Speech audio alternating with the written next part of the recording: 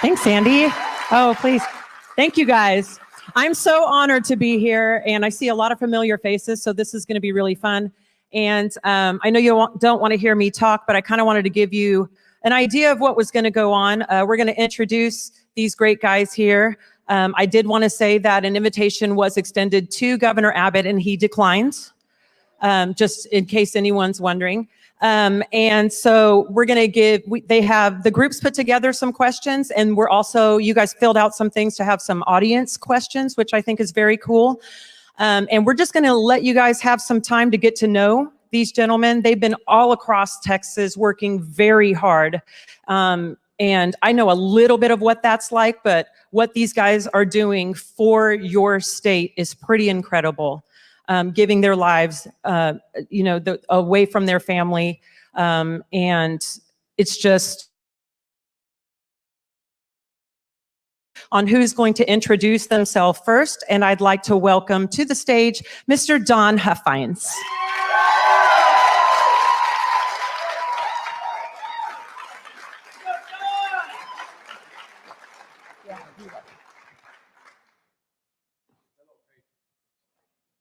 We have this one. There you go. Hello, Patriots. I'm a lifelong conservative activist. I'm a fifth-generation Texan. I'm a husband, a father of 5 homeschoolers that are adults.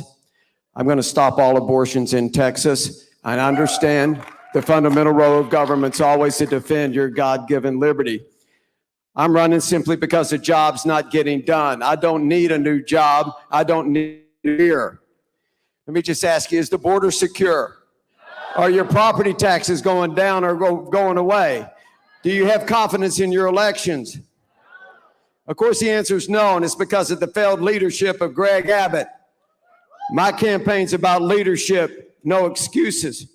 I've got a great plan to secure that border. I'm never asking permission to do that. I've got a comprehensive plan to eliminate your property taxes over 8 years. You're going to get a vote on it. We're never going to have an income tax. We're going to keep local governments fully funded. I'm creating a new law enforcement division to enforce our election laws so we can have forensic audits. Thank you, Mr. Don Huffines. Sorry, we get 1 minute. Okay. I was told. Sorry. Was that mean? 1 minute. I didn't mean to be mean, but. That's all right. Thank you, Mr. Don Huffines, everybody. Thank you, Patriot. Thank you. I feel mean. I have to cut them off, but we got to keep it fair, right? All right, please welcome to the stage, Colonel Allen West. Make sure you turn it on. Hey, good evening, everyone. It's great to be back up here in Wise County and be here in Decatur. I just saw the folks recently up there in Cook County and, of course, been with the folks down in Parker County quite often. But first and foremost, there's a person here in this audience that I have to recognize. A person that was my brother in combat in 2003 in Iraq. He lives here in Decatur, Texas. His name is Sergeant First Class Rodney Dean. Sergeant First Class Rodney Dean, please stand.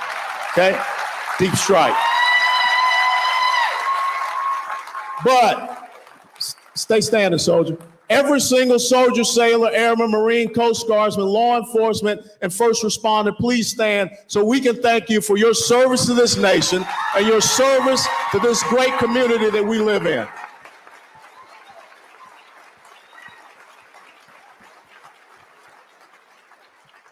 What is this all about for me? It's all about the exact same thing that I did on 31 July 1982, the same as those people that just stood up. We all took an oath to support and defend the Constitution of the United States of America against all enemies, foreign and domestic, to bear true faith and allegiance to the same. And that's what it's about, honoring our Constitution and defending your liberty. God bless you and thank you. Colonel Allen West. And last but not least, I'd like to welcome to the stage Mr. Chad Prather.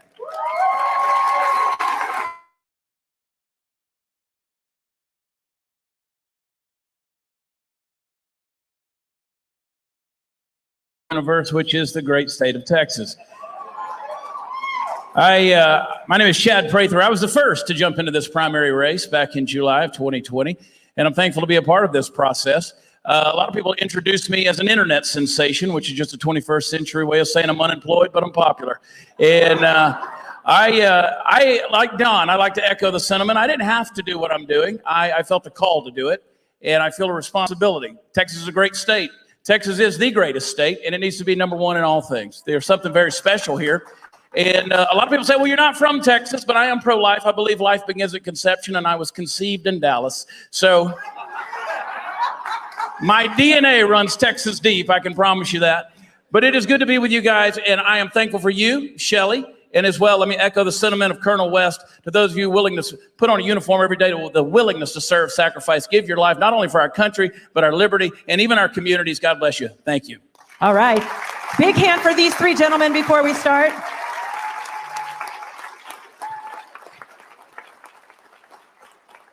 I would like to thank these three gentlemen right off the bat just for all of the conservative things that have been happening in Texas because of them.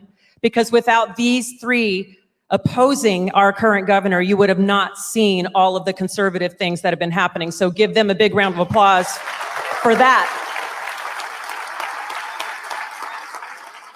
So I actually haven't seen these questions. I have not looked at them.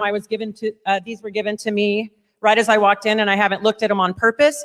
We're going to go in order of how these gentlemen were introduced, and you gentlemen get 3 minutes to answer these questions. So, Mr. Huffines, are you ready for question number 1? Texas is facing an invasion through our southern border, and Washington, D.C. is facilitating it. To what extent will you stand against the federal government to protect the lives, liberties, and property of Texas citizens? Well, this is the most important thing that is facing Texas right now, and my number one item that I'm going to get fixed. We all know that this is a premeditated attack on Texas. This is an invasion. I've been to the border 3 times since May, and I was on the committee and also in the Senate on border security. I've been in the helicopters, and I've been up and down the river in the gunships and all that. I've seen it all. Border Patrol saying that about 1.5 million illegals unapprehended will be coming into Texas in a 12-month period. All of them smuggled in by the most dangerous criminal organizations on earth, the Mexican cartels. They're making tens of millions of dollars every week smuggling on human trafficking, drug trafficking. Any way you define this is an invasion. Since I entered the race on May the 11th, I had my whole program up on the website.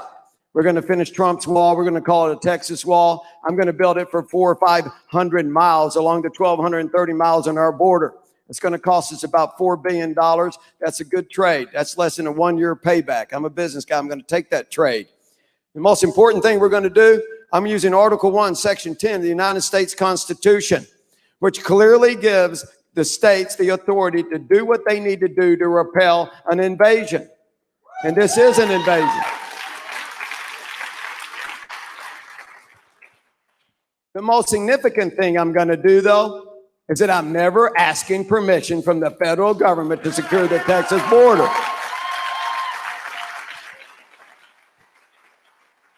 I'm going to use the entire Texas military, our National Guard. There's over 20,000 of them. We're going to secure the river. We're going to immediately deport anyone that gets across the river and take them back to the other side. We're going to close all 25 bridges over the river for inbound commercial traffic from Mexico. This is strategic. This isn't where the illegals are coming across. This is where all the commerce is coming across. We're doing $250 billion worth of trade with Mexico annually, Texas is. Until they secure their side of the river and take it back from the cartels, not one truck from Mexico is going to enter Texas.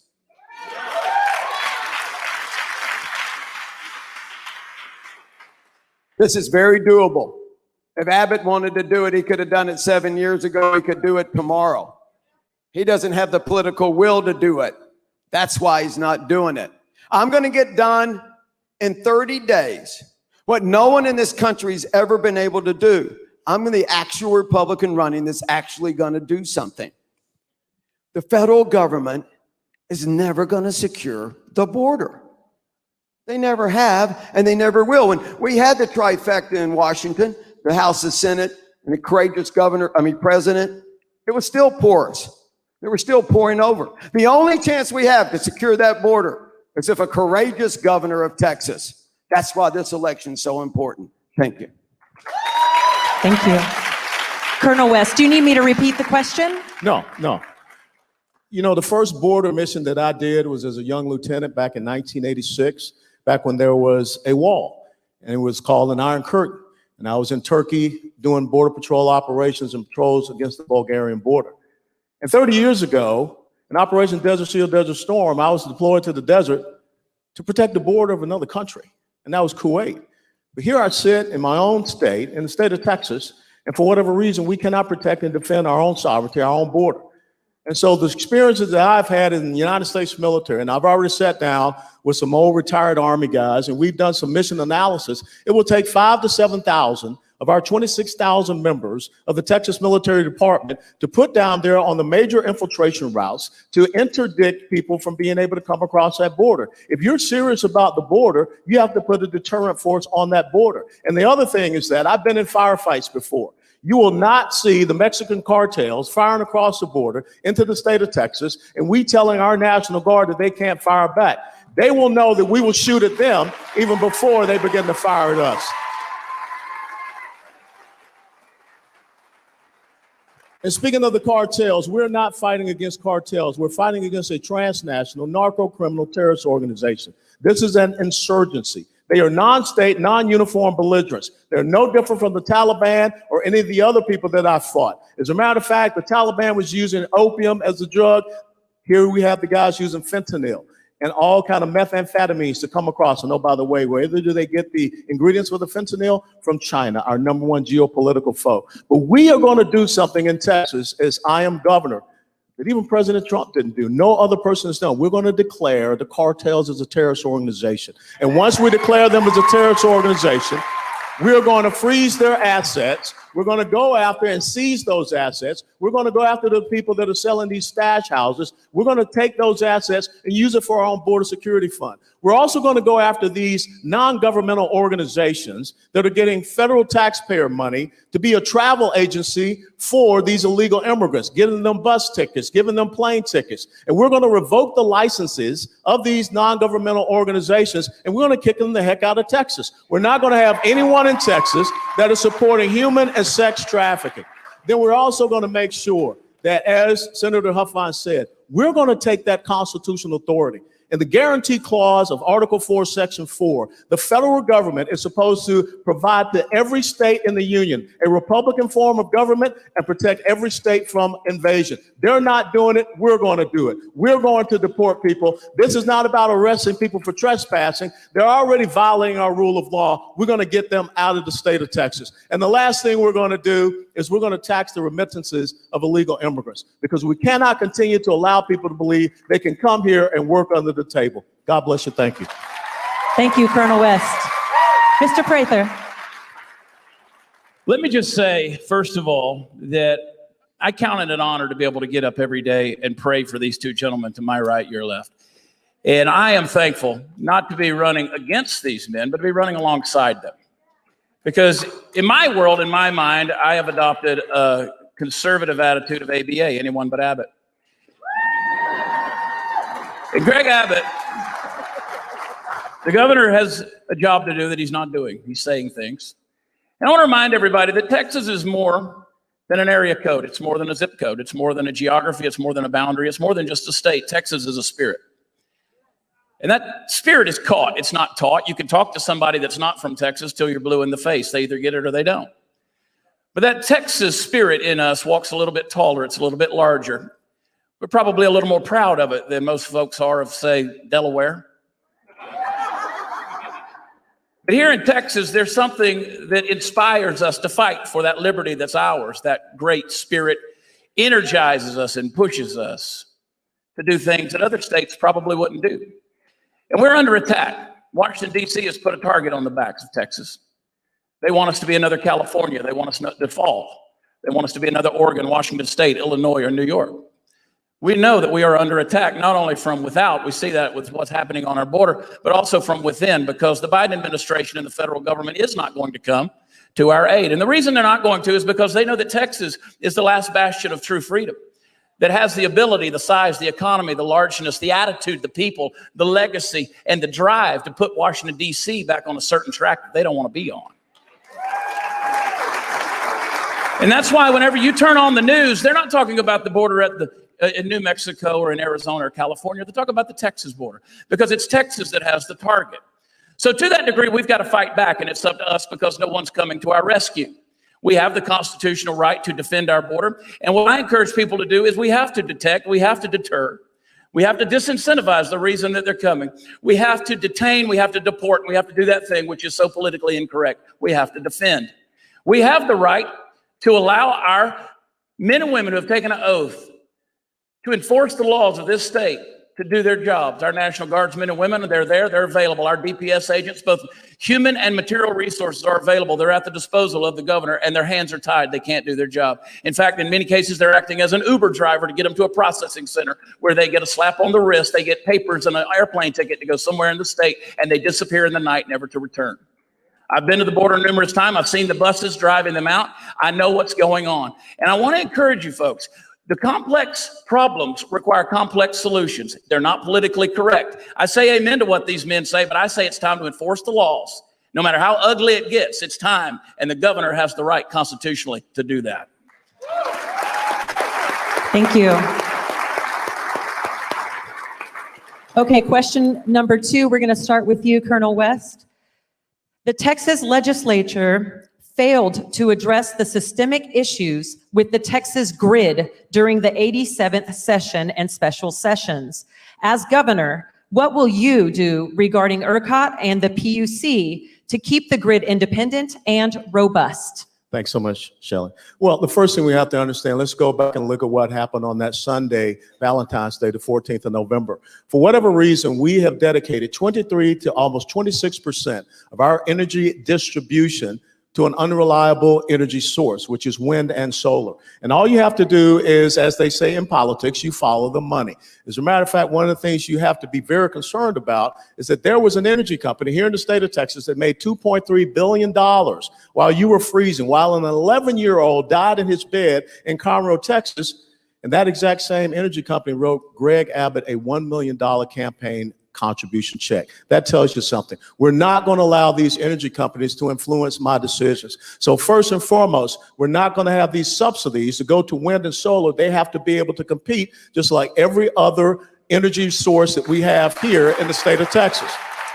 The other thing is that we have got to go back and we've got to make sure that the people that are on the ERCOT board even live here in the state of Texas. We'll make sure that that happens. There's just not people that are writing campaign contributions checks. But we have to make sure that we shift away and make sure that we have sustainable and reliable energy sources. We're the Saudi Arabia when you look at oil and natural gas. We need to bring back the clean coal fire plants. We need to make sure that we have nuclear power. One of the most cleanest powers out there is nuclear power. You look at the ERCOT, and let's break ERCOT down into regions and make sure that we have redundant and duplicative systems so we never have a complete failure like we had in this past winter. And we've got to make sure that we task organize, make sure that we have the right amount of natural gas, and make sure that if we have to come back to natural gas, as we saw, we have winterized those systems. We have winterized those plants.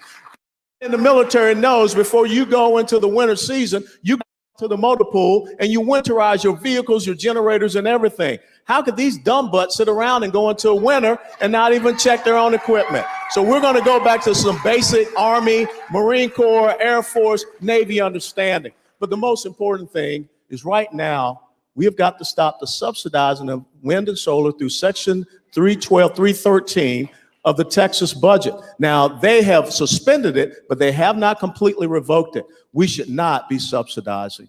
There will be no Green New Deal happening here in the state of Texas if it's a Governor West. Thank you. Thank you, Mr. West. Mr. Prather. Pretty much, I imagine that every single person in this room remembers where they were when the power went out and it got cold. And when I went on social media and started talking about it, a lot of people from outside of Texas said, you know, you tough Texans down there, you don't like it. You can't handle it when it gets cold outside. I said, the problem wasn't that it was cold outside. The problem was it was cold inside. And here in a place where we have a reputation for energy independence and a place of strength when it comes to oil, gas, and coal and so many other resources that are here, it was an embarrassment. We learned that we have this grid. Some people didn't even know ERCOT existed. A lot of people didn't realize that it was being managed by people who were out of the state, some of them not even in the country. We know that this was a general mismanagement. We understand that. We also began to realize that very week that our governor received a for being one of the greenest governors in the country. He didn't show up to receive that trophy.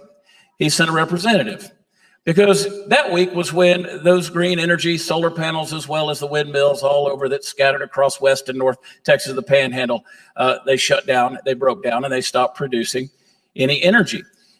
Those windmills are useless. I always tell people, tongue in cheek, but you'll get my attitude towards those windmills, that not only are they producing, we rely 25% of our energy production on green energy. We ought to take those windmills and plant them down there on the southern border just above the wall and let that be the last obstacle that people have to get past in order to come into our great state. I remind people that these are petroleum products that they're defending.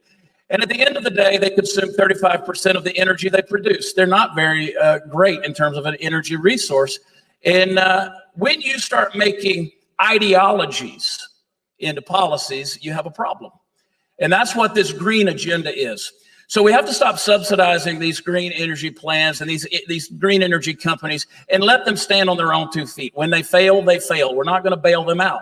I'm all for having green and renewable sources of energy. I'm all for that. And sustainability is great. But at the end of the day, they have to stand on their own 2 feet, because that is the only way they're going to truly be innovative.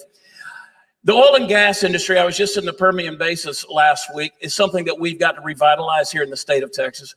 We've got to make sure that we get back to a place of understanding that we're not going to apologize for our heritage and our legacy and history and our leadership in oil and gas. We supply 46% of the nation's oil and 35% of the nation's marketable natural gas. I'm not going to apologize for that. We do need more nuclear energy. It is clean. It is expensive, and I understand that, but there's other ways to cut costs so that we don't freeze to death in our winter times, and we should never do that in the state of Texas. We're the #2 producer of coal, lignite coal in the nation. Not a great coal, but guess what? It burns. And when it's cold inside, it's time to have some heat. Let's get back to energy independence in the great state of Texas. Thank you so much. Mr. Huffines. Well, the next time you're flying between, say, Corpus and Amarillo, be sure and take a window seat, because out that window is miles and miles of windmills. Windmills all over the state of Texas. This is an ecological disaster. Did you know if you have a ranch out there and somebody sticks a windmill up next to you, that your property value just went down 30% or more? Everybody in the legislature knows who ERCOT is. We're all very familiar with it. This isn't some secret. We talk about it every session. Greg Abbott certainly knows all about it. He's the one that appointed the Public Utility Commission and appointed the governance of ERCOT. The state of Texas, we spent 100 years to make sure we had an independent grid. That's why it's ERCOT and not the FERC system, the federal system. We worked years after years to make sure not one electrical line went across the Red River. Not one line went across the Sabine River. We were self-sufficient. We had a grid that was not just the envy of the nation, but envy of the world. Everyone was envious of, because we were the energy capital of the world. We could produce electricity cheaper than anyone else. And Greg Abbott and the rhinos down there in Austin let it all go to pot. They quit paying attention to it. They didn't care anymore. They wanted to be in the cool club. They wanted to make sure they made the Democrats happy and bought into all the green energy and the global warming. And they gave away the subsidies left and right for every chance they could. The 312 to 313 agreements. They finally got rid of that this session. They did change the governments of ERCOT a lot. And they're supposed to winterize their stations, and some winterize their substations and some of their plants. But guess what? There's no recourse in it. There's no recourse in the rules. They can write themselves out of it. They can opt out of it. They just came out with the rules yesterday, the PUC, the Public Utility Commission. And they put all the exemptions and exceptions that the industry wanted. All the rich people going down there say, oh, wait a minute, you got to write us out of this deal. We don't want to spend the money to weatherize our system. We're going to have another failure. It's going to happen again. But this is all about leadership. This is a leadership down there in Austin, Texas. Leadership from our governor. I mean, we can do better than that, and we're going to do better than that. I am personally going to take responsibility for this as your governor. I'm telling you that how we our paradigm of the past and the present does not dictate how we're going to operate in the future. I'm going to make sure that all the renewable energy companies have to generate electricity 24/7, just the same way when the wind's blowing and when it's not blowing. And same with solar. And we're going to stop all the subsidies. We're going to get our swagger back in Texas with our grid. Thank you. Question number 3, and we'll start with Mr. Prather on this one. Does any government or government official have the authority to interfere in the medical freedom of any individual? I like going first because I feel like just saying ditto when y'all talk, you know? But I have to fill 3 minutes, so. We're dealing with tyranny in this country, and it's spilling over into our state. Used to say that we had judicial tyranny, we had big government and, you know, the federal and state tyrannies and various things. Now we're adding more tyrannies, not just educational tyranny and big media and big tech tyranny, but now we have corporate and medical tyranny. And we talk about our border and securing our border. What is more sacred than the border of the human body? Right now, we're dealing with a governor who passed an executive order saying that he would not allow mandates by employers to be vaccinating their employees. And quite honestly, that EO is worth no more than the paper it's written on, because he has no intention whatsoever of passing it through the legislative process. He will not. I'm a reasonable betting man when it comes to saying that he's not going to call another special session for that. Not going to do it. They don't feel like there's the time or the energy or the effort that needs to go into it. Folks, if you get hired by an employee, an employer, and that employer runs a private business, we want to argue for that employer's rights to run his business the way he wants to. He has the freedom to do that. But there are certain things that you didn't sign on for. Now, perhaps that employer wants you to wear a uniform to work. Well, he doesn't expect you to wear it home and wear it to bed and sleep in it 24 hours a day, wear that uniform. You didn't agree to that it wasn't a part of the terms of your employment. Why now are they going to change the rules and change your terms of employment to mean that they can now invade your body? Now imagine if I'm an employer and I come up to one of you ladies and I said, hey, you got to do something to stay employed. Now your mind would immediately run into a crazy place, wouldn't it? How is it that we're going to say, no, I'm going to demand that we put a foreign object inside of you, inject a chemical inside of you? Absolutely not. There is no government entity. There is no government. There is no politician. There's no representative of the government that has the right to violate your body. Not in any way, shape, or form. And we've got to push that through. I don't care what we have to do to get that done, to make sure that this Texas that we love so much and the liberty that it gives us, that your right to autonomy and bodily sovereignty to make choices medically for yourself remains your decision and your decision alone. 100% medical freedom and vaccine choice, but it cannot and must not be forced upon you. Thank you so much. Mr. Huffines. This is one of the main issues, the catalyst for me to want to run. When Greg Abbott listened to that lying piece of crap Fauci, and he is. I mean, who would have believed the virus came from bat soup? I mean, really?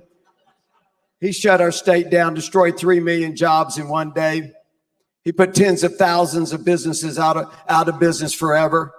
He closed our churches on the holiest week of the year over Easter. You couldn't properly bury the dead. You couldn't get married.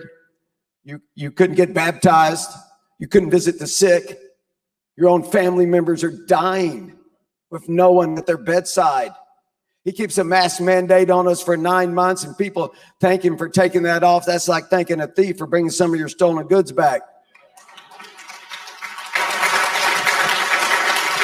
As your governor, I would have never done that. I'm the one that went out there and helped lead some of the Open Texas rallies.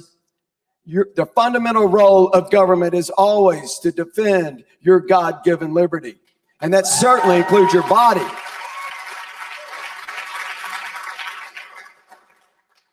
I will never, as your governor, allow anyone to be forcibly vaccinated for any reason if they don't want to be, whether it's a business or the government doing it, or your children.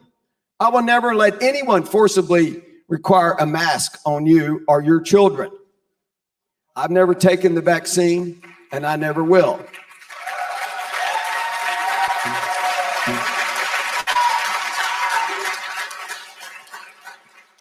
I was for vaccine choice many years ago, way before we had the Wuhan. I was in last week leading the rally in front of Southwest Airlines, helping their team members protest with a bullhorn. The week before that, I was at Raytheon, helping their team members protest the tyranny that's been imposed on them. These people have worked in these companies for decades, for years. And now they're going to lose it all because they're listening to the lies. We've been lied so much about this virus. I mean, we're all tired of the lies. We're tired of it. This is a political statement, and they know it. And they're trying to make a political windfall out of it, turning us all into puppets of the government. Seeing how much tyranny they can impose on us.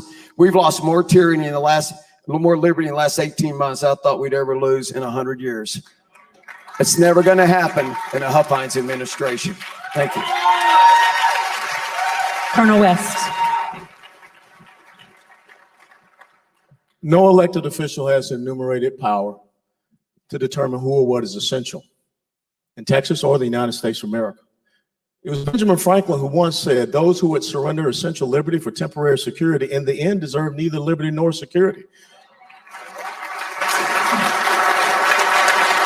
I'd have never thought that I would see a person calling themselves the president of the United States of America in the middle of the debacle that was Afghanistan and trying to shift the narrative, have a press conference where he says that this is not about your freedom. Everything in the United States of America is about your freedom. Telling you that you must have something injected into your body as a condition of employment is unconstitutional.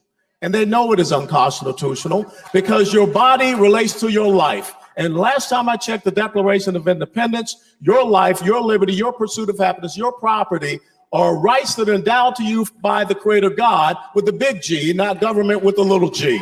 And we need to make sure we reemphasize that.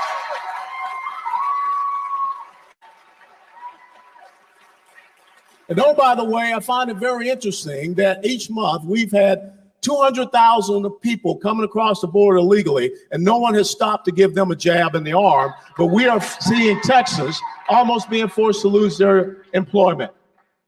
You know, Governor Abbott last year made that decision, as Senator Huffines says, about who can work and who can't work and whose business is essential, whose business is not essential. Then he comes back now when it's about this vaccine mandate, and he says it's not the proper role of government to get involved with private sector businesses. You can't have it both ways, Governor. You got to make a decision. And that's why we don't need a governor that does not stand up for your inalienable rights, stand up to make sure that your body and your medical freedom is the most important thing to you. You all know, week and a half, 2 weeks ago, I got hit with Mr. Wuhan. But guess what? I made the decisions, and my wife, we made the decisions about what went inside our bodies. The monoclonal antibody therapy infusion treatment, the budesonide nebulizer, ivermectin, hydroxychloroquine, zinc, vitamin C, D3. That's what a governor and a leader does. He says you make the choice about what therapies, protocols, and treatments that you want. I don't make those decisions for you. It's a republic, if you can keep it. And one of the most important things about a republic is your individual rights, freedoms, and liberties.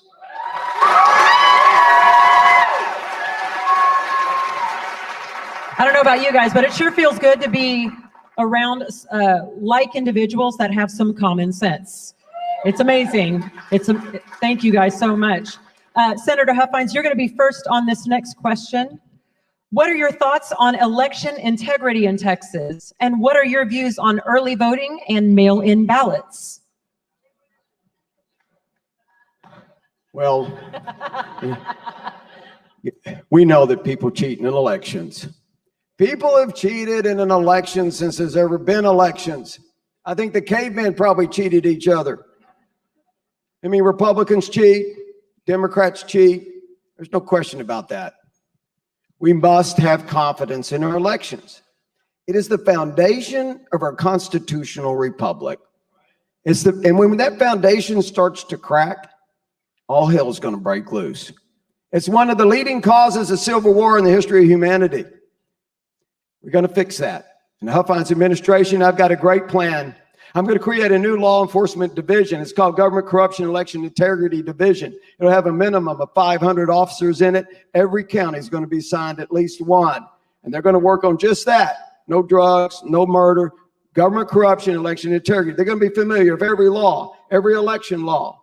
They're going to know where the software is, who owns the software, where the machines are. They're going to be in between the two parties. They're going to follow the ballots. Most important, you've got somebody that you can call when you know other people are cheating. You think you can call the Attorney General's office? I mean, dream on.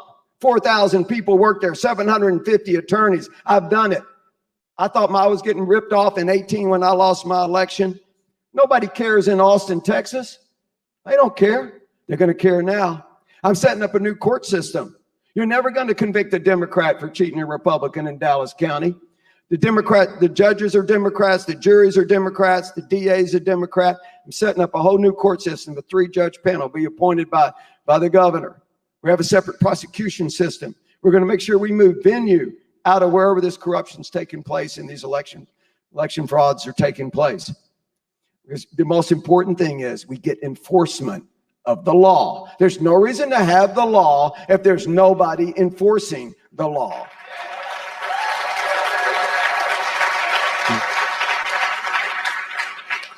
Patriots, of course I'm for a forensic audit. I was for the forensic audit in 18. And that's what this group's going to do. I'm a business guy. Anybody that pushes back on an audit makes me really nervous. That just makes me really nervous. And we can do better than that. I uncovered one of the largest political corruption scandals in Dallas County. They were stealing tens of millions of dollars. I got 6 people put in prison, including the city mayor pro tem of the city council of Dallas, Dwayne Caraway. He's serving 7 years. They were stealing tens of millions of dollars. Corruption in government is very real. These guys are going to be so busy in Austin. There is a lot of people in Austin that are going to go to jail in the Huffines administration. Thank you. Thank you.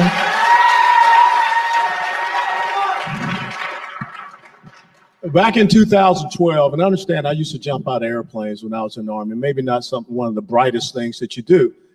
But I do know that in a voting precinct, you cannot have 108% voter turnout in a precinct.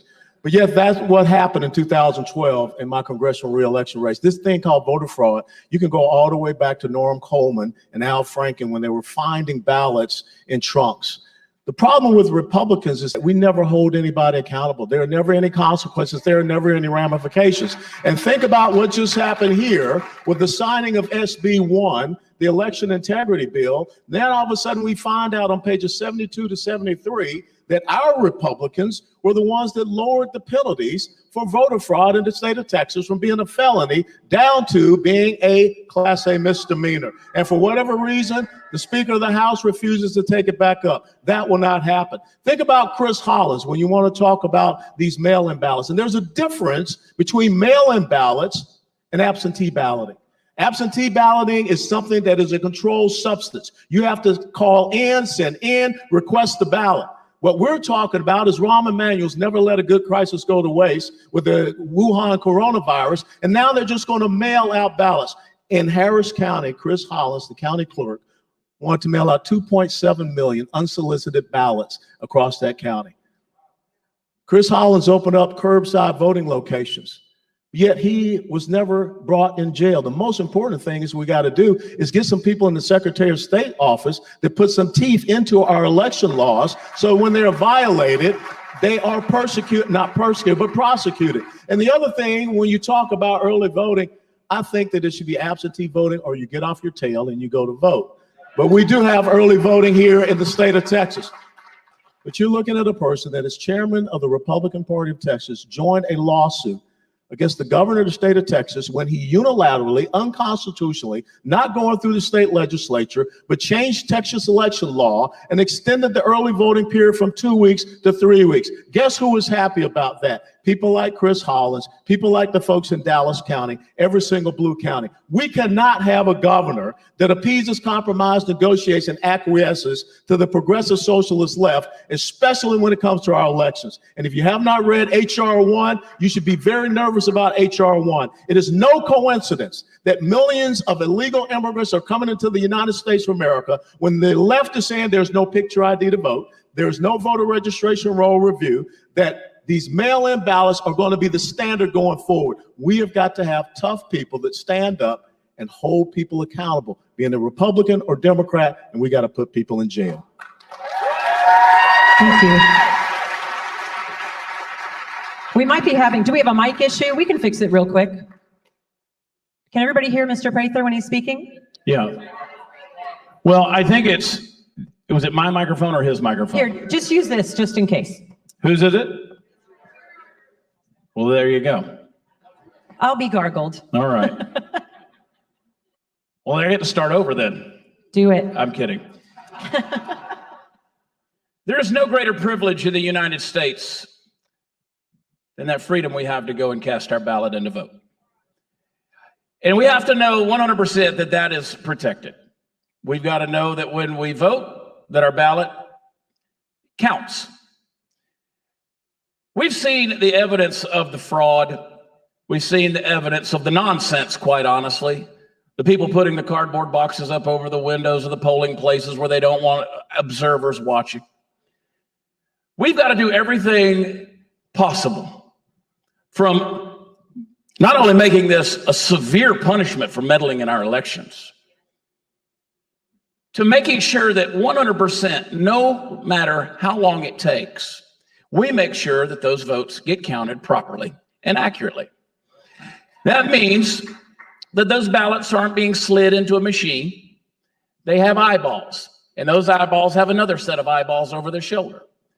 And we're making sure that we don't have the shenanigans that are going on in 2020. Now, let me encourage you folks, not only do we don't need voting machines in the state of Texas. We certainly don't need the Dominion machines. They need to not even be allowed here. But let me assure you something. When I win this election, I will demand a forensic audit of my own win. I want to know that I know that I know that the election was legitimate. I believe that these men would do the same thing. Because we know, as Senator Huffines said, that the cheating and the meddling, they all go on. They go on both sides. And it hasn't just happened in the 2020 election. It's happened for generations. Folks, it's time for it to end. It's time for it to stop. It's time for us to prosecute that to the fullest extent of the law, to expose it for what it is. If America is going to stand, if America is going to continue to be a republic and truly embrace liberty, our voting rights have to be protected.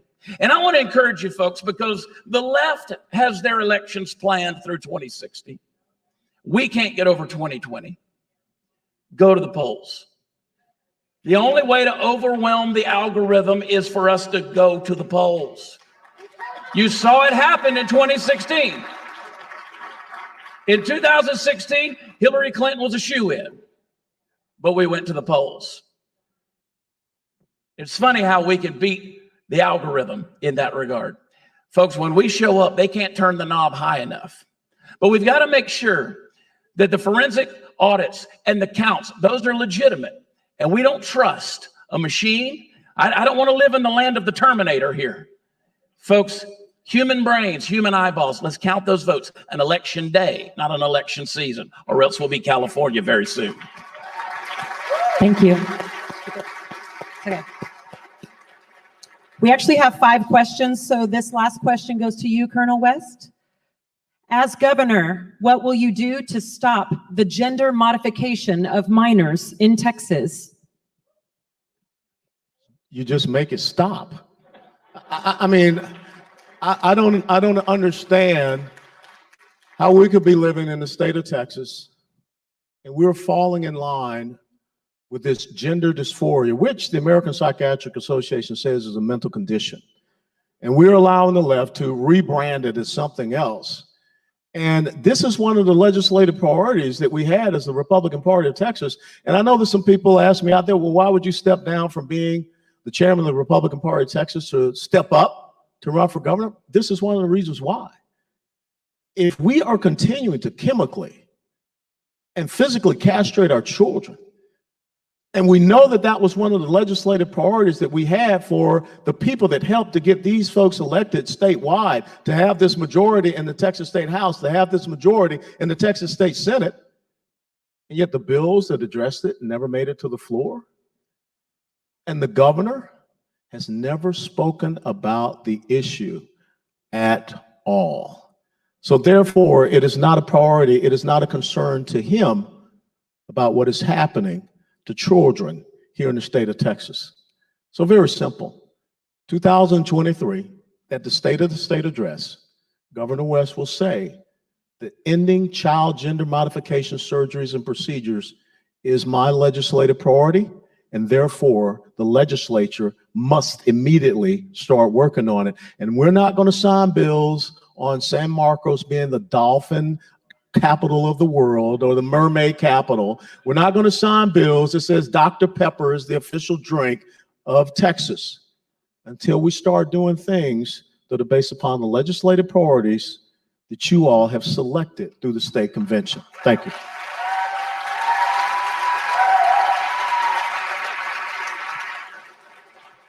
I believe you'd agree with me if I say God has blessed Texas.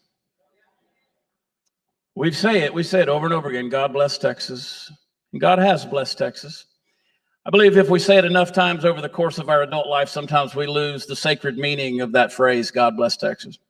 But I believe that we are where we are. We have a sense of identity here in Texas. We have a history.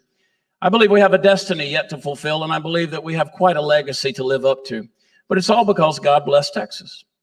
And I believe that the hand of grace and providence of the divine, of God, that leads us by his great Holy Spirit into that future to truly be a light on a hill, is going to stay in place and continue to direct our paths to the degree that we protect our unborn and our innocent. Folks, I don't know what it is about the left that is so eager to go after our kids. They want to go after the unborn. They want to go after the next generation. They want to modify our children. And why is it that we have those that claim to be Republicans that still have those on donor rolls who contribute to their campaigns that specialize in the modification of genders of our children? As Colonel West said, and I stand with him in this, agree with Senator Huffines as well, because I know his stance there. We've got to fight for the next generation. You just don't do it. It's insane that we're even having this conversation. The fact that we had a legislative session to discuss leashes on dogs, but we want to not discuss the gender modification of kids under the age of 18 in the state of Texas.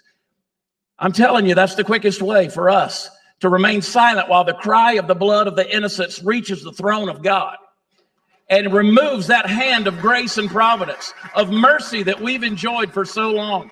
Folks, we've gotten lazy. We've got to be the voice for those who can't speak for themselves.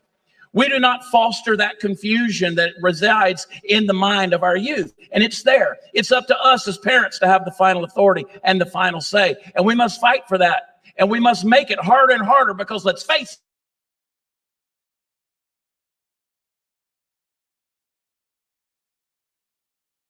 these ideologies into laws and allowing them to run free reign in our state. No more of this. This is nonsense. Let common sense rule, let common sense reign, and let common sense legislate our future and our destiny in the great state of Texas. It begins now with a fight for that next generation.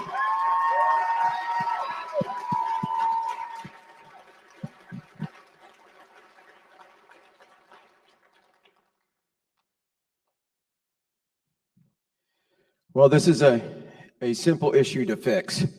I was working on this issue in 2015 when I was down in the legislature with Jeff Younger. Y'all might know about him and his story of his son being transitioned against his wishes by his ex-wife.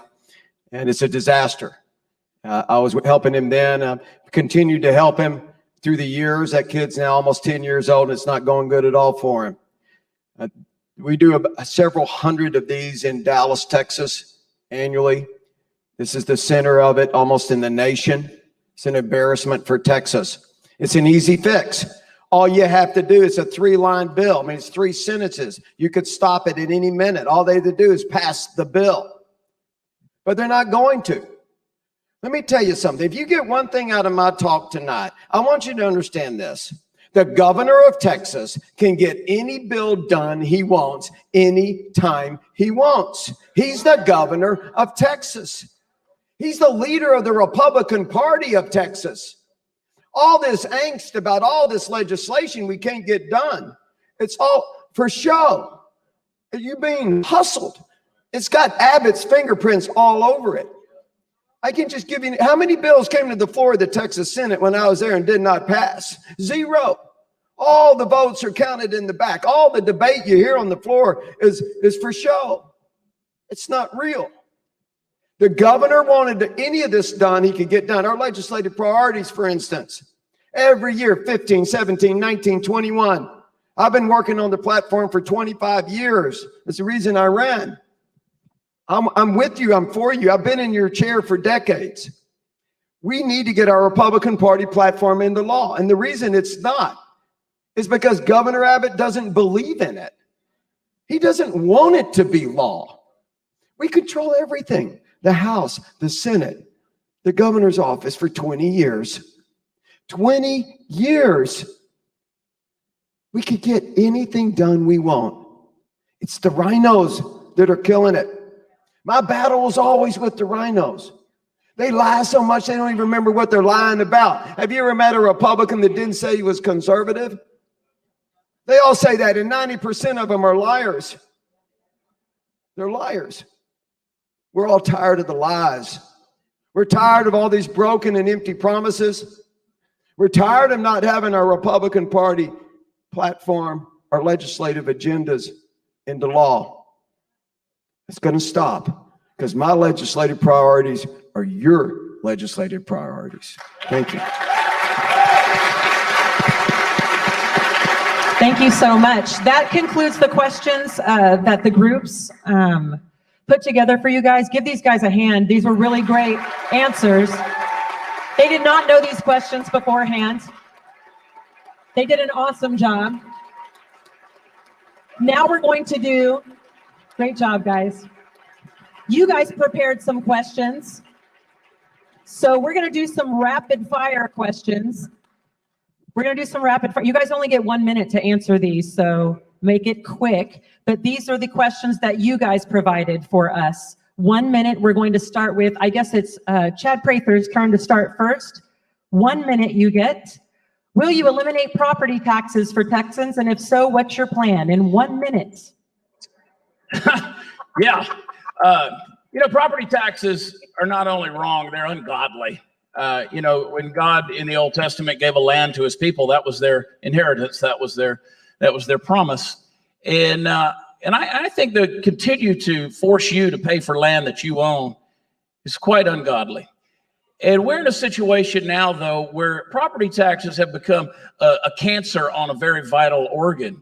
And to just think that we can flippantly come in there and excise it and cut it out is going to be very dangerous. But there are numerous things that we could do to reduce it immediately.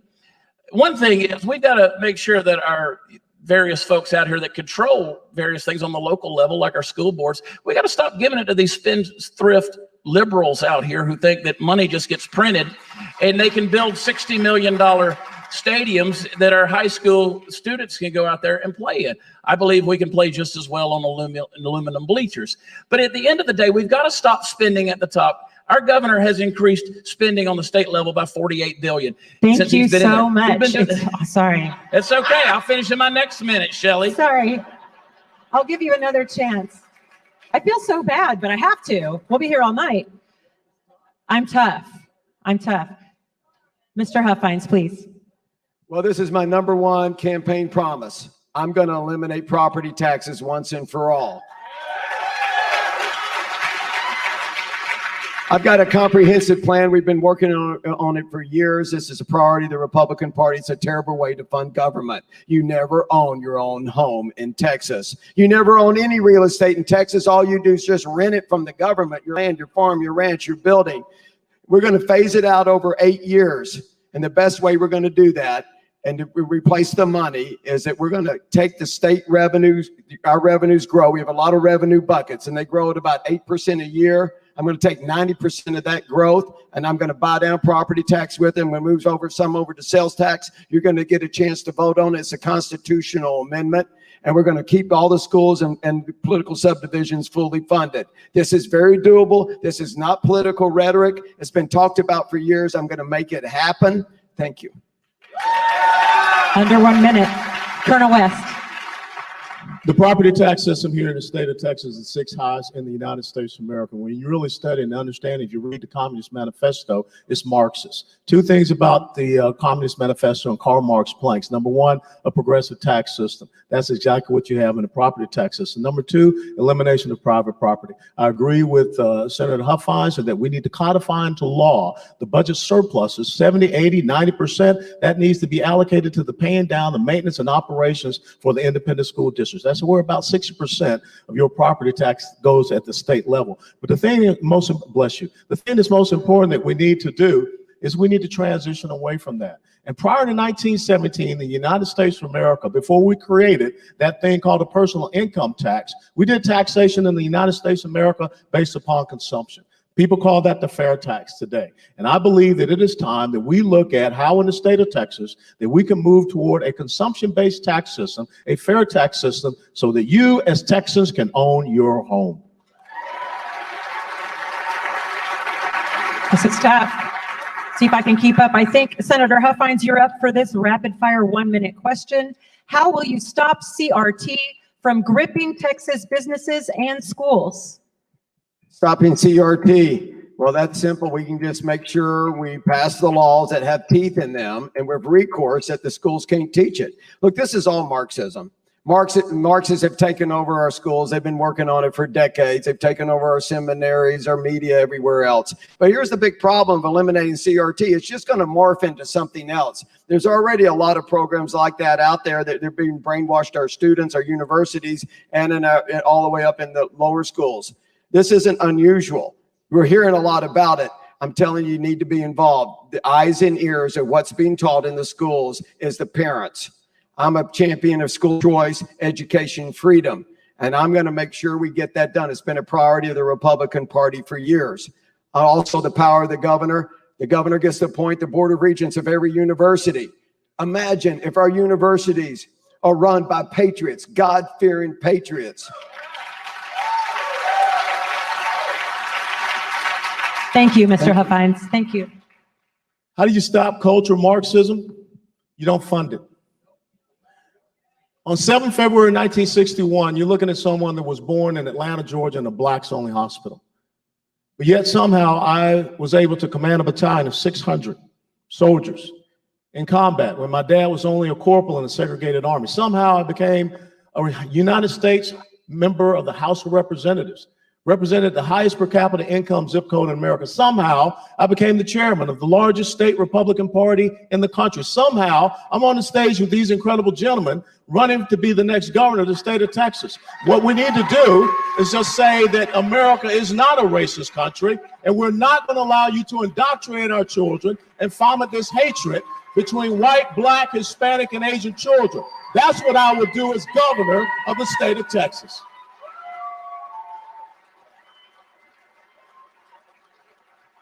One minute, Mr. Prather. And I thank you for your service. You're welcome. Public education system in Texas needs to be burned to the ground. It's a faulty system built on humanism and socialism. It's the Dewey Man system of education to brainwash your children. Bottom line is what's going to happen. And I'm not blaming our educators. Unfortunately, our teachers are not being allowed to educate and teach. Their hands have been tied. They're training for a test. And as Senator Huffines said that you can get rid of CRT. It's just going to come back branded as another form of Marxism, because that's what that institution is always going to produce. Let's let our teachers truly educate. Let them teach, let them test, let them evaluate, let them promote. Let's let them do their jobs.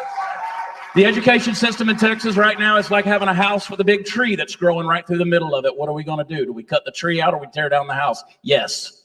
It's got to start over again, and we've got to do the things that make that possible. Let's get our children's education straight. That's awesome. Are you guys having fun yet? Good. Okay, the next question, I think we're on Colonel West. This is hard to keep track, but we'll get this. Every election cycle, we hear promises, promises, promises, but such promises are rarely fulfilled. What are your plans for actually implementing the policies you are campaigning on? You know, one of the things you have to understand was Republicans in the state of Florida redistricted me out 10 years ago. And I was the #1 target for the Democrat Party in 2012, which lets you know one single thing. I didn't talk about or think about my own self-interest or special interests. I thought about the interests of my constituents. And that's the exact same thing that I will do. And as chairman of the Republican Party of Texas, we flipped the Rio Grande Valley. Zapata County, first time in 100 years, went from blue to red. We have the youngest city council member in the state of Texas, Roman Garcia, in Kerrville, Texas, defeated the Progressive Socialists. First time we have in 36 years, a Hispanic mayor down in the Rio Grande Valley. Mayor Villalobos down in McAllen. So the bottom line is this. I took an oath to the Constitution. And I went places to lay down my life for that oath, to protect your life, your liberty, your property, and your pursuit of happiness, your freedom. And that has been the defining aspect of my life, and it will continue to be. One of the things that the military teaches you is it's about your honor, it's your integrity and character. I won't surrender that to anyone. Thank you. July 2nd, 2020, I was in South Dakota. I was waiting on President Trump to come speak at Mount Rushmore. And at dinner that night, I was having a glass of wine. I was sitting across from Donald Trump Jr., and my phone went off telling me that Greg Abbott here in the state of Texas had deemed certain businesses and individuals non-essential here.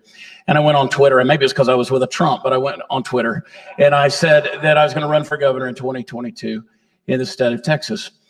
I woke up to a firestorm the next day, and a lot of people were waiting for the punchline because they know that I tell jokes for a living, and I can understand that was rightfully so. But there was no punchline because I'm very serious when it comes to the state of Texas. And it was a couple of months ago, a good friend of mine who looked at me and saw a little bit of stress on my face and said, you know, what's going on? I said, well, I'm dealing with a lot of things right now.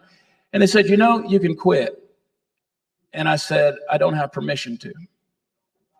Because when it's time to do something and you believe that you describe your success and your mission with the vocabulary of the divine, that's when you go against the will of God, and He's placed it on your heart. You can't quit. Folks, to violate that and to violate your word and to violate your convictions in that regard is dishonorable. And I swear I won't never do it.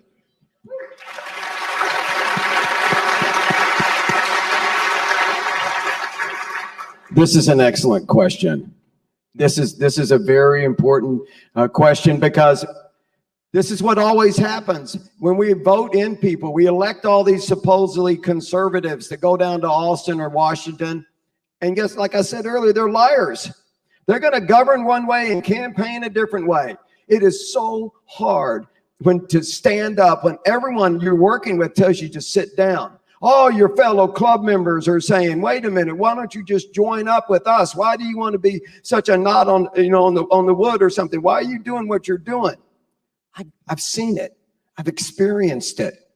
You can't imagine how hard these folks work not to take the vote. How hard they work not to be accountable. When the lieutenant governor comes in, he says, welcome to the most exclusive club in the state of Texas. We're members of this exclusive club. My record speaks for itself. I fight for you. When I was there, I delivered on my campaign promises, and I'm going to do the same. I don't need a new job.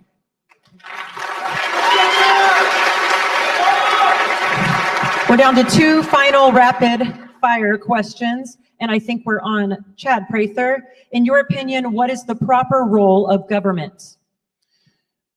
To stay out of your life. I'm running on a very simple platform. Let's get government out of your life. We've created a very big blob monster that consumes everything it touches. It's down in Austin, Texas. And for some reason, it's trying to emulate what's in Washington, D.C. We've got to stop that. Let's make politics boring again.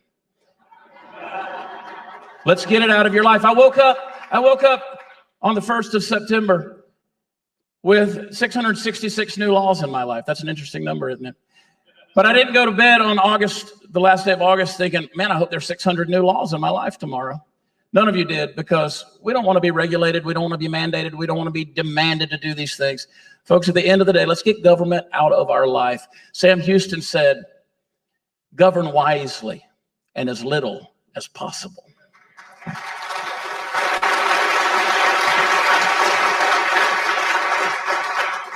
Like I said in my opening remarks, the fundamental role of government is always to defend your God-given liberties. Your liberties don't, thank you, your liberties come from God and not the government.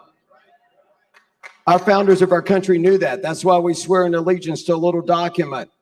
It was written specifically to protect what they already knew was your birthright, your God-given liberties. This is fundamental to America. This is fundamental to who we are. And that is the lens I will always look through. It's the only thing we need to be focused on is the fundamental role of government. And in other words, you could say this: the fundamental role of government is for government to protect you from government, because you already have your birthright, your God-given liberties. And I'm going to always protect those as your government.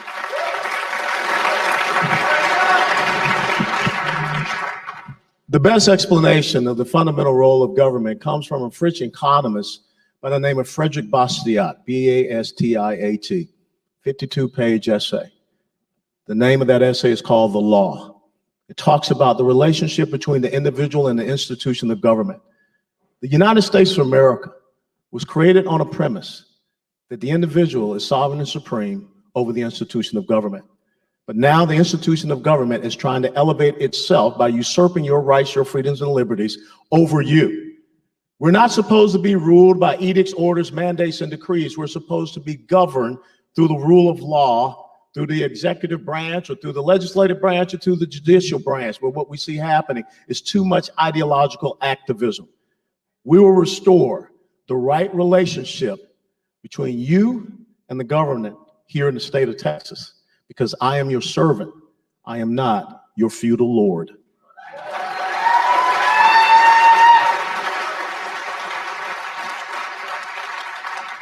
And you knew it was coming. Our last rapid fire question for tonight was, what are your thoughts, Senator Don Huffines, you'll be first. What are your thoughts about Texit? If you are for secession, what and how would this look like? Well, I signed a petition to get it on the ballot for the Republican Party. Thank you. Okay, if we get the bill through, I'll support the bill going through the legislature. We get it and get it out to the vote for the people. The people vote for it, I'll support it, because I'm here for the people. That's what I'm here. That's my job. But I just say this: give me 2 years. Give me 2 years as your governor, and I'm going to prove to you what it means to be sovereign. I'm never going to ask permission from the federal government to secure the border. I don't care if we lose a lawsuit. I care about you. I care about Texas. I'm going to prove we're sovereign. I'm going to get prayer back in the schools. I'm going to make sure we stop all abortion in this state. Under a Huffines administration, we're going to prove not just to the country what it means for Texas to be sovereign. We're going to prove it to the whole world. Thank you.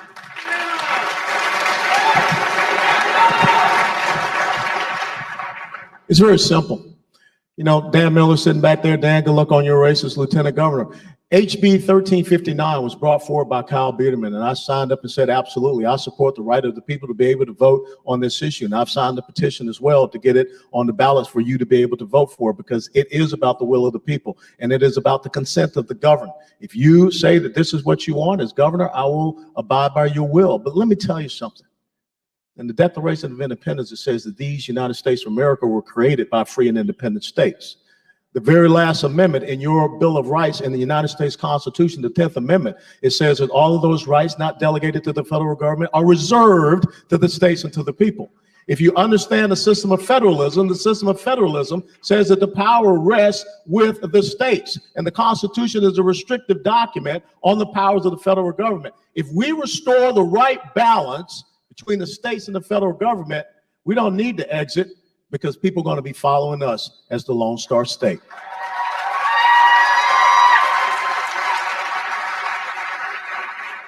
I know that there's a lot of people who feign shock and horror when we mention the word Texas, but let me ask you a question. Do you feel united with California, Oregon, Washington State? Do you feel united with Illinois, New York, or even Washington, D.C.? You don't, because the globalists have already seceded the federal government away from us. They've gone their own way. And let me tell you something, to the degree that we need to put the United States back on track, as I said earlier, we're the only state with the size, economy, power, and will to do that. And we need to do that. We need to show them the way. But I not only would support it, I've signed the petition to support it, and I would support that being on not only the ballot, but also if it were to be voted on by the people of Texas. But I'm advocating for it, because at the end of the day, one of the things that we will use to leverage our power against Washington, D.C. and hold their feet to the fire is a bill like Texas. They need to know we're serious about it and not just rattling chains. It's time we do that, because this administration and the federal government hasn't represented Texas in a long time.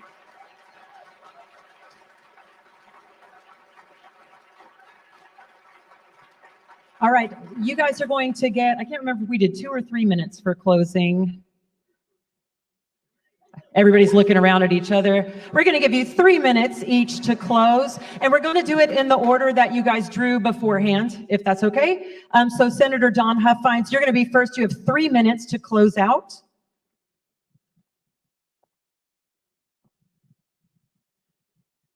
Patriots, imagine a Texas where you didn't have to ever pay property tax. You could actually own your own home, your own ranch, your own farm, your own business. Imagine all the money that you're going to save and have, and what you could do with that money. You could go to a private school, you could give it to charity, you could go on vacation, you could buy a home twice the size. That's what you're going to get in a Huffines administration. Imagine waking up in the morning and knowing that your border is finally secure, that the cartels aren't sex trafficking hundreds and thousands of girls and boys all over the state of Texas. Imagine that the fentanyl shipments are stopped. Imagine you can finally get fair wages for you and your children, because we don't have economic mobility when people are coming in and cutting the legs out from under you and working for half the price. Imagine when we get 500,000 illegals out of our government school system.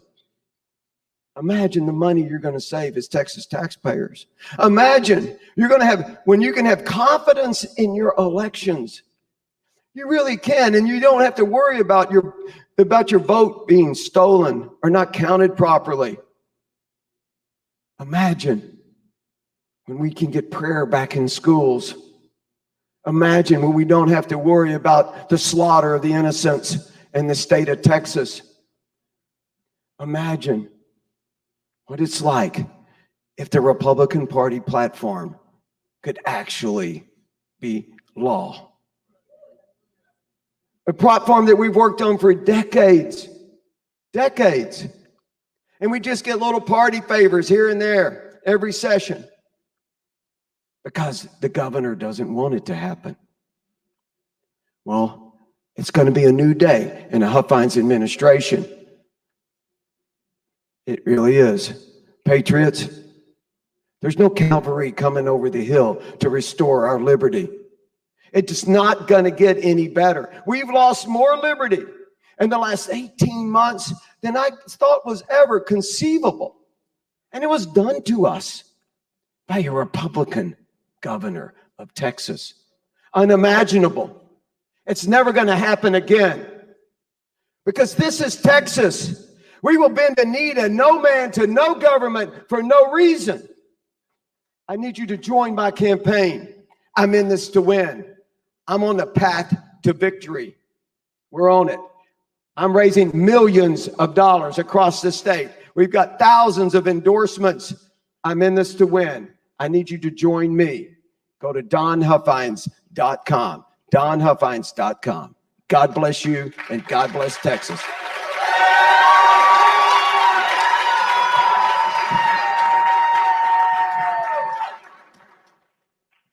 George Orwell had a very famous quote. He said, "A nation sleeps peacefully at night because rough men stand ready to do violence on her behalf." 22 years, I was one of those rough men. Maybe not as rough as, like Navy SEALs or some other, but I was out there. And what I want you to understand is over those 22 years and continuing on, when you did not know me, you could sleep peacefully at night. And now you know me here in the state of Texas. God blessed me to be able to return here to the state of Texas, to the place that I retired from the United States military in 2004 in Fort Hood, Texas. What I'm asking you is to allow me to be your gladiator. Allow me to be the person that goes into the fight. Allow me to be that rough man that stands up and does battle against these middle of the road Republicans that continue to bring a plastic spoon to a gunfight. Let me be the person that stands up and fights against the progressive socialist left. Because if you remember, there was a freshman member of Congress back a decade ago that said that there were a bunch of communists and socialists that were sitting on Capitol Hill. And a lot of people said that that was the wrong thing to say, but now they're openly saying it. Because leadership is not about acting and reacting. Leadership is about seeing the battle before it is engaged. Because the Army taught me that there are 5 C's to leadership. It is the courage to stand up and do what is right when no one else wants to do what is right. It's the competence to understand, as I was taught, what right looks like and to be able to articulate it. It's the commitment that you have to a core set of principles and values, and it's the conviction that you have that when the heat gets turned up, you stay committed to them. And it's the character that you have so that people, no matter if they're around you or not, they know that you're going to always do the right thing. That's why I stepped down from being the chairman of the Republican Party of Texas to be that guy at that top that will set the agenda so that you can sleep peacefully at night. Westfortexas.com. West4texas.com is the website. All I want to do is continue on with the mission of the oath that I took on 31 July 1982. And now not just the U.S. Constitution, but to include the Texas State Constitution. God bless you all.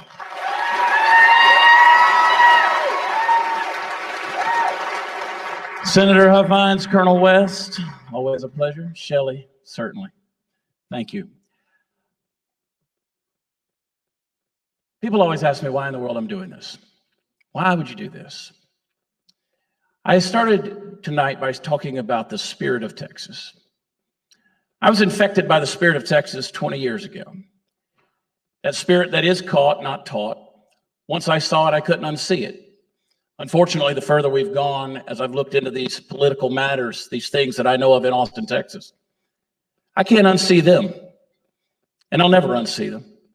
And I'll never leave this fight because I believe that Texas is something greater than most people can never understand. And to the degree that we fight for that spirit and understand that liberty, which is so precious, which so many have sacrificed for us to have, and right now is on the precipice, on the threshold of being pushed over into the abyss of history and forgotten. This idea of America is one thing, but this Texas, which is the anchor whereby America holds on with its freedom, is slipping from us because, let's face it, the Texas that we love is not the Texas that we think it is. In 1773, some of our founding fathers recognized that they were being ruled over by a government that did not recognize them, did not represent them. And in an act of defiance, they went out into Boston Harbor. And in the claim of no taxation without representation, they spilled that tea into that harbor, into those dark waters in the middle of the night. And I'm encouraging you all that it's time that we go to Travis County and have ourselves an Austin Tea Party. Because I contend that right now you are not being represented, but in fact, tyranny is being put in place because we have a government there in Austin that is bowing and bending the knee to the federal government right now, and your rights are being taken away. To the degree as we look at our border situation, we look at our energy situation, we look at our tax situation, our spending, the growth of government and its overreach, the allowance of 2.5 million unelected bureaucrats in DC to reach their greedy fingers into your pockets year after year. Folks, it's time to say no more. It's time to not only reestablish our sovereignty, but reestablish our dignity and take up our place as an identity of great Texas heritage. The future is untenable. We do not have a future to give to our kids and to our grandkids. You know, we can look at our history. We know that there are great names written on those pages, the Crockett's and the Bowies and the Houstons and the Travises and the Austins. But whose name is going to be written 10, 15, 25, 100 years from now when they talk about the great legacy of Texas? Will there be a Texas? Will there be a legacy to write about? Folks, let's get government out of our lives and let's put the power back in the hands of the people. Prather2022.com. It's no joke. Unless you want to go to Beto 22, and that still comes to me.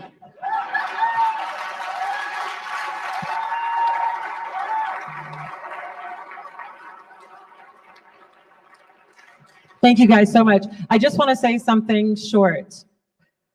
As someone I stood by myself, my husband and I, we stood by ourselves back when we opened the salon. But let me tell you, at the very beginning when all of this was happening, these three gentlemen were there. They were there when a lot of people weren't. Not our state legislators, not our governor. No one was there. These three men walk the walk. They do what they say they're going to do, and they're not afraid. You cannot say that about our current governor. He is weak. And you've taken the first step by getting here. You're not done. They need money. They need block walkers. They need callers. Just your vote, that used to be enough. It's not anymore.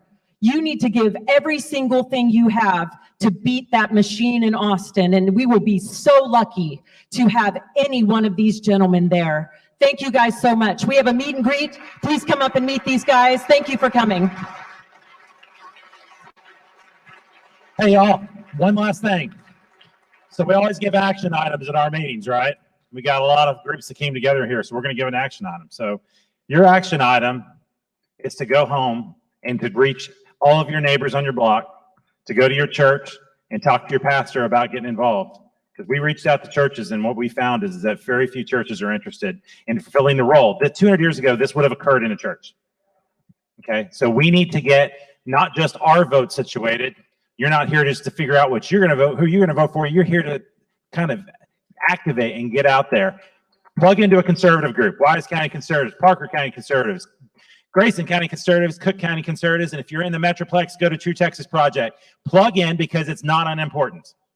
Thanks for coming, y'all.